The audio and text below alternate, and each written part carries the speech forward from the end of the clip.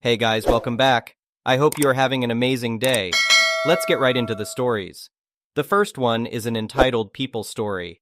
I've been an avid hunter ever since my father first took me out to the woods as a young boy. There's just something special about spending time outdoors with good company, filling your freezer with food you harvested yourself. So when I finally had the means to purchase a large parcel of wooded land, I jumped at the opportunity. The 500-acre preserve became my pride and joy. I worked hard to maintain the health of the forest, ensuring there was plenty of food and cover for the wildlife. In turn, they provided me with some of the best hunting I've ever experienced. Deer, turkey, rabbits, you name it, my land had it. My favorite hunting companions were my two dogs, Rex and Buck. Those boys lived for our trips into the woods. Their noses would be glued to the ground, searching for the faintest scent as we crept through the brush. I'd follow stealthily behind, senses on high alert.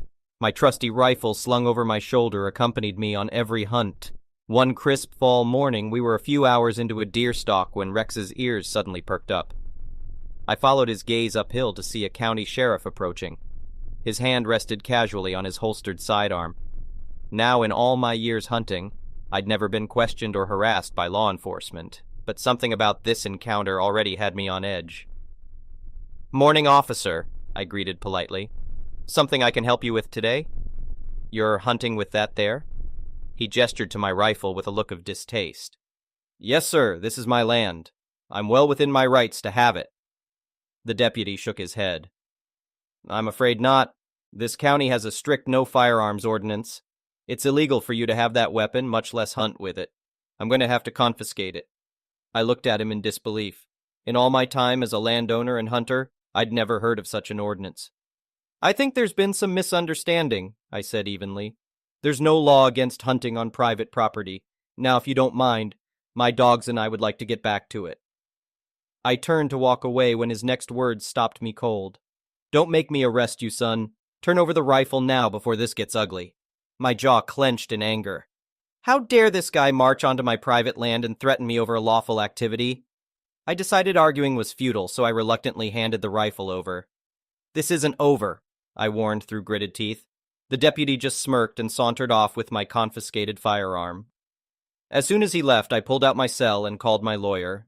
I explained the bizarre interaction, and he agreed the officer's claims were absurd. After doing some research, he confirmed no such ordinance existed. In fact, state law expressly permitted hunting on private property outside city limits. This cop clearly didn't know the laws he was supposed to enforce. With my lawyer's encouragement, I filed an official complaint against the deputy. I described his ignorant accusations, illegal seizure of my rifle, and blatant disregard for my rights as a landowner. A few weeks later, I received a call from the police chief himself, apologizing profusely for his officer's egregious error. Apparently, my complaint launched an internal investigation, revealing a troubling pattern of misconduct. The deputy was promptly terminated. The chief assured me they wanted to make things right. I was reimbursed for my rifle and even given a hefty settlement check for my trouble. But most satisfying was having that crooked cop kicked off the force for his harassment of law-abiding citizens. I celebrated by taking my loyal dogs on a celebratory hunt, grateful to have the freedom to enjoy my beloved pastime in peace. The preserve seemed fuller than ever with wildlife that season. It was as if the creatures could sense the land was once again safe for them and their rightful caretaker. With renewed passion, I nurtured that haven of nature. No longer did I worry about being accosted each time I shouldered my rifle and stepped into the woods. Justice had been served, and I could proudly uphold the hunting heritage my father instilled in me so many years ago. The memory of that encounter will always serve as a reminder. Tyranny and corruption must never be tolerated, no matter who the perpetrator. And we must be vigilant in defending our liberties, for it is our solemn responsibility to protect the innocent, both man and beast. The next one is a pro-revenge story. Okay, I'll share another revenge story. I'm only vengeful when someone deserves it, and that's usually often, so I'll share one I did in 2011. Anyone who has seen my posts knows I used to work in the private security field. Not mall cops, but highly trained, skilled, and armed security personnel. We worked in residential buildings and complexes that were very high-end, like those with $200,000 cars in the parking garages. Now, places like this are Karen Central. Imagine apartments full of Karens and entitled teenagers. The company owner was awesome. He was a cop in his regular job, so he understood what we faced. His advice was to be nice, but put the hammer down if you have to, and not take their nonsense. Also, if we didn't get 2 complaints a month about us for worthless stuff, that we weren't engaging the residents enough. So this is important to the revenge part. Each supervisor had 10, 15 properties under their control. Regular officers patrolled them, but we were in charge of helping with evictions, attending town halls on security issues, deciding how an officer patrols, or updating what areas were problematic or needed checking. I had 12 properties. Now, in this one apartment complex, we had a couple who always called us. We had an emergency line open from 6 p.m. to 6 a.m. When we got there, they complained about their upstairs neighbor. It was a list of things they just changed: stomping, music, talking, cooking smells, their dog going #1 on the balcony, and it dripping onto theirs. These were valid complaints, but we never found evidence to support them. When they saw we were starting to question if they were real, they changed tactics and went racist. The couple above them were a sweet and wonderful middle-aged Asian couple. The husband was an immigrant, but the wife was born and raised American. These racist cretins had only talked to the husband, so they assumed, as all racists do, that they were both immigrants. So this white sheet-wearing couple started making comments like "those Asians," and "they are in America, why can't they cook American food?" and "I'm afraid to be in the parking garage when one of them is driving in it." While it angered me, those comments alone weren't enough for an eviction. The only thing I could do was have my officers put the exact phrasing in the report. I did ask the property manager about the comments, and she said if they didn't say them to the residents and the residents didn't complain, there wasn't much she could do. So I tried to think of some way to get them evicted. Not only were they lying to get a couple evicted, but they were also calling in false things and wasting the officers' time to respond. And they didn't call just every once in a while. They called sometimes twice in one night, usually 5, 8 times a week. A month later, the opportunity was handed to me. The Asian couple called me during the day and informed me they were going out of the country to China for 2 weeks and no one would be in their apartment. They told me this just in case the other couple started complaining, so I would know they were lying, and they asked me to check their door once a night to make sure it was locked and not broken into. I informed the Asian couple not to tell their neighbor or anyone else except the property manager. We had a patrol meeting that night. Officers didn't work in one specific region, so I told them all my plan. I wanted them to respond each time they called, write down exactly what they said happened, and also note any racial terms, no matter how minor. Mark the report as urgent and send it out. We had an online system for all business, email, schedules, report submitting, you get the idea. So away we go. During those 14 days, they complained 18 times. Everything was documented, and I took it to the manager. She looked it over and said, "Let's evict them." A side note. The client got charged more for emergency response than for regular patrols, meaning their lies were costing money. So there was no homeowners association because they were rentals. In this situation, myself, the property manager, and the tenants sat down at a table. The charges for eviction were read. If the eviction was security-related, then I would state what violations had been broken, etc., not opinions, just facts based on the reports, which the tenants received a copy of. Then the tenants had the right to speak and ask questions. The property manager then decided what happened next. Do they stay, or do they go? They were sent a formal letter stating they were facing eviction and had 10 days to set up a meeting. If not, the eviction would be processed. They set one up. I arrived, and the troublesome couple and the manager were already present. The wife immediately confronted me because I was armed. Uniforms for those situations consisted of a dress shirt, slacks, tie, 1 weapon, and 1 magazine. Things like evictions can be dangerous. I politely informed her that it was my uniform and it wasn't her call to make. She tried to say she felt uncomfortable and wanted to reschedule, but the manager said this happens now or I will evict you, so they agreed to continue. Now, for legal reasons, these sessions were recorded by video, so tenants couldn't lie in eviction court or sue. In front of me were all 18 reports, and we went over each one: time, date, who called, apartment number. I also read out each line, telling them to tell me what they felt was false and what was true. The only thing they denied was the racial terms. At the end of each report, I basically said, the report is accurate in the fact that tenants in apartment XYZ were playing their music too loud, but you are claiming the comments about their race are false? I got a yes answer every time. Around the 7th report, I think the wife caught on. She started complaining that I was dragging it out. I just smiled politely and reminded her that this was my time and she had ample opportunity to object and ask me questions, but only after I was done. Then I went through the rest and let them build a defense. After I was done getting them to admit to lies, I informed them that tenants in said apartment were actually out of the country at the time of those 18 reports, and the tenants provided proof that they were gone. My officers checked the apartment once a night and confirmed that it was empty. Then I smiled pleasantly and ended my part, but the look on their faces was a mix of anger and fear. They didn't have a defense, basically saying myself and the manager were choosing immigrants over Americans. Oh, did I mention the manager is an immigrant? That went over like a hand grenade in a collection plate. Once they said that, she stopped it and told them she was, and that made matters worse because they said she was just taking up for her own kind. During this, I remained calm and collected. Inside my mind, I'm thinking, oh crap. After a few more racial remarks, the manager just stopped them and said guilty, and she would process the eviction paperwork with the courts in the morning. Long story short, they were given 14 days. From what I heard, the judge gave them 30 days until they called him a racial name. I was able to call the nice Asian couple and let them know that it was over, and they didn't have to worry because we would no longer respond to calls about their apartment for the next 14 days until eviction came through and the bad tenants left. But they were welcome to call any time if they needed help or had an issue. Security officers want to help so bad but are limited by either laws, property management rules, or both, so it is nice to do some good.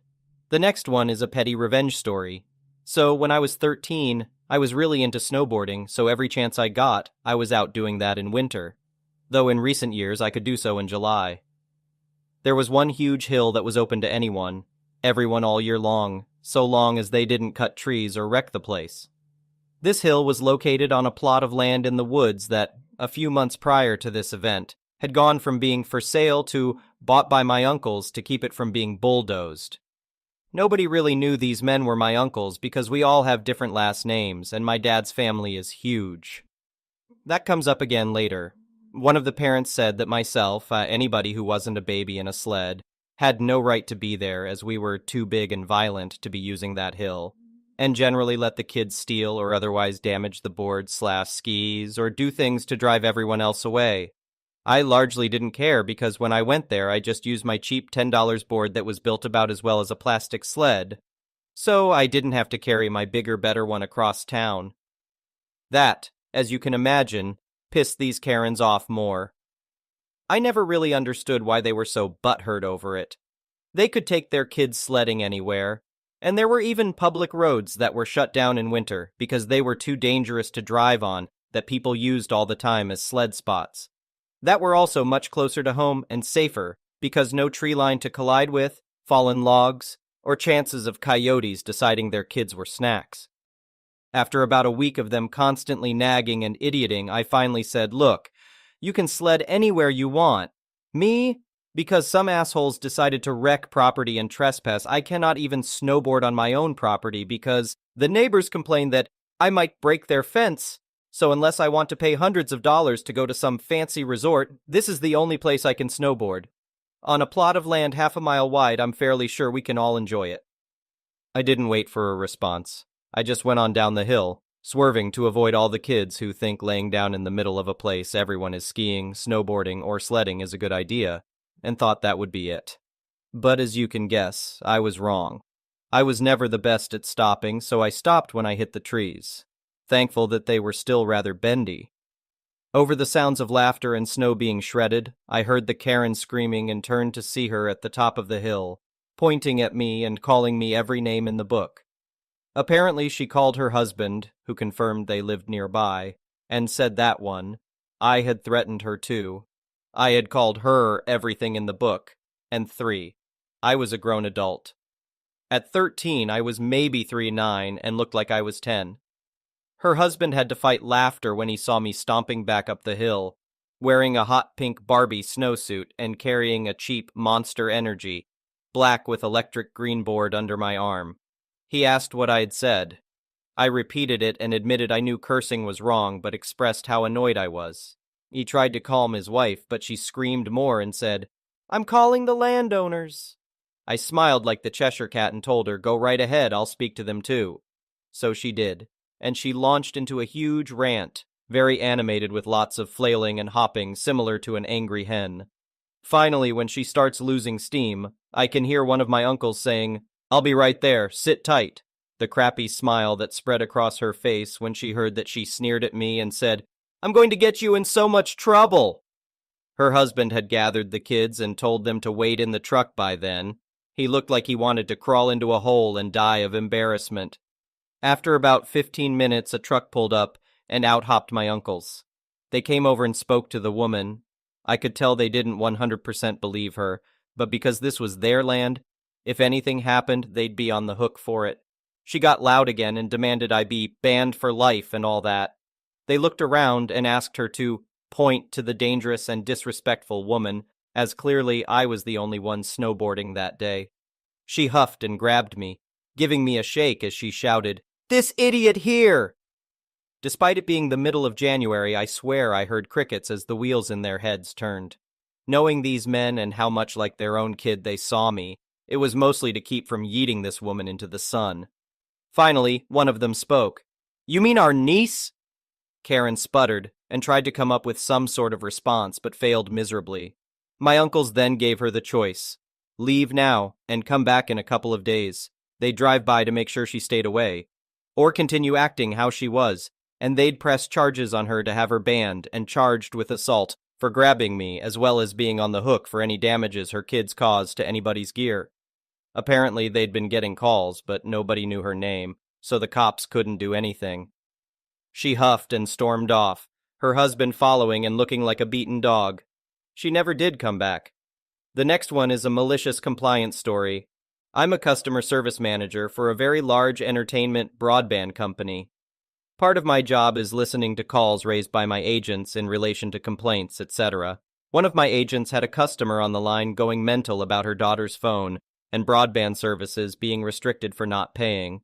The customer claims the last person she spoke to said her bill would be cleared, and she didn't have to pay. So I listened to that call, and the customer was awful from the get-go. She was making fun of the advisor's name, the name being Merlin, and making jokes about her being a wizard and how stupid her name was mainly. She was shouting at her for over an hour about how we've committed fraud because we won't read her daughter's bank details out on the call to her. She then started going mad when the advisor told her we couldn't take payment because 3 different credit cards were declined on the account in 3 different months. The abuse went on for 1 hour and 45 minutes, and I felt so bad for the advisor at this point. The customer started going mental that her daughter never had credit cards, again claiming that we had committed fraud, and she was coming to the agent's call center to find her.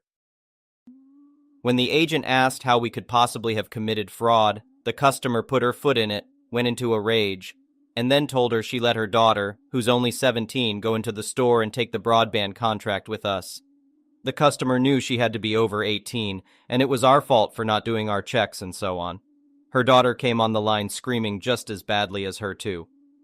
Our customers need to be 18 plus to have contracts with us, and we run basic debt checks to see if they have defaulted accounts with us, but nothing more. After raising the account to the fraud team, I had the pleasure of calling them back to tell them they were canceled with immediate effect. Of course, she started screaming at me until I told her I wasn't here to be screamed at. It clearly wasn't up for discussion, and that I'd be hanging up. If she'd been nice and not acted like she was on a pedestal and untouchable, then the services wouldn't have been canceled. Don't you love it when loudmouthed Karens shoot themselves in the foot? The next one is an entitled people story. This morning I was out mowing my lawn.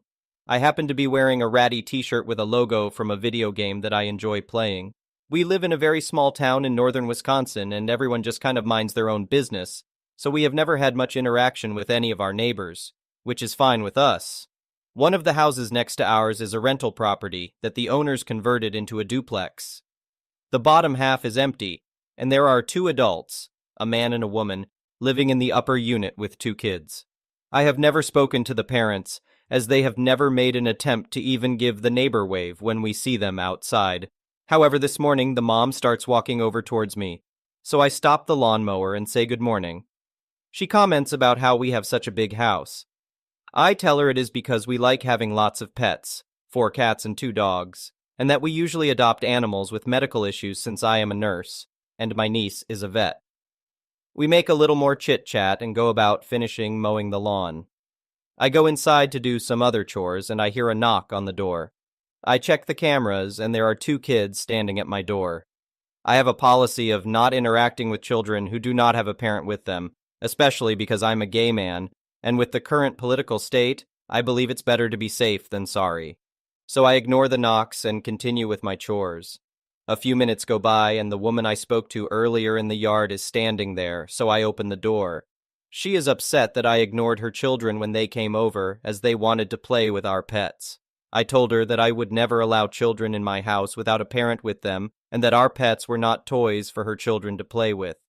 She then asked if they could play video games since I must be a gamer, because of the shirt I had on. I reiterated that I would never allow children without an adult with them in our home. She then starts talking about needing some alone time because her boyfriend left her, and she's the only one on the lease due to his bad credit, and she cannot afford her rent, and she just needs some time to herself. I apologize that she is having a rough time, but my husband and I would not be willing to entertain her children for her. She looked perplexed for a bit, and I was curious as to what confused her, and then she said something that made me lose my temper. She said, "Gross, why do fags have to be my neighbors?" I replied, "Look here, you nasty person, you will never say that to me or my husband again. You need to leave right now." And I slammed the door in her face. She kept pounding on our door, screaming all kinds of slurs and obscenities. Because we have had some issues with kids destroying property, we have cameras all over the outside of our house. So I turned on the alarm on all of them. She got the message then and left. Like, what the actual heck? I have never been so glad to have cameras everywhere outside. Thank you for watching. I would really appreciate it if you could like the video and subscribe to our channel if you haven't already. We'll see you